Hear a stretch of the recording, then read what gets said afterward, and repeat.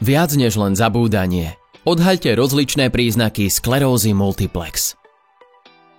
To, že pacienti so sklerózou multiplex hlavne zabúdajú, je starý mýtus. Prejavy ochorenia zahŕňajú širokú škálu neurologických porúch. Zo začiatku bývajú celkom nenápadné. Ochorenie ani zďaleka nie je len o zabúdaní. Porucha zraku môže byť prvým príznakom SM. Optická neuritída, zápal zrakového nervu, je sprevádzaná zahmleným videním alebo dvojitým videním, prípadne stratou zraku.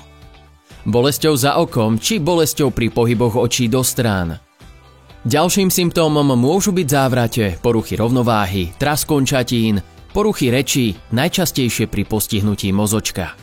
Pre pacienta sú obzvlášť nepríjemné poruchy sfinkterových funkcií. Najčastejšie ide o poruchu močenia. Imperatívna mikcia je náhle nutkanie na močenie s obavami z pomočenia. Neschopnosť vymočenia sa, časté a opakujúce sa uroinfekcie alebo inkontinencia moču. Až 60% SM pacientov trpí erektilnou dysfunkciou, ťažkosťami s erekciou.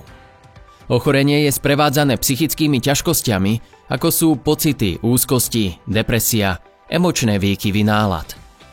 V neskorších fázach ochorenia progredujú kognitívne poruchy, ťažkosti s myslením, koncentráciou či pamäťou.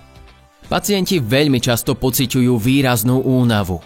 Trpia ňou už od začiatku ochorenia, môže byť sprevádzaná pocitom slabosti.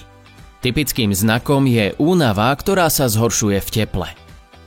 Viac informácií o skleróze multiplex nájdete na stránke sm.zdravoteka.sk.